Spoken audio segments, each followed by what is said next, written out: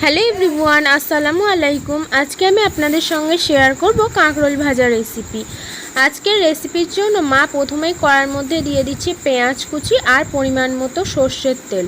পেঁয়াজটা হালকা ভেজে নেওয়া হয়ে গেলে অ্যাড করে দিচ্ছে হলুদ গুঁড়ো। সমস্ত কিছু আবারও ভালোভাবে নেড়েচেড়ে মিক্স করে নিয়ে অ্যাড করে দিচ্ছে স্বাদ মতো নুন। এখন অ্যাড করে দিচ্ছে আগে থেকে কেটে রাখা কাঁকরোল আর আলু।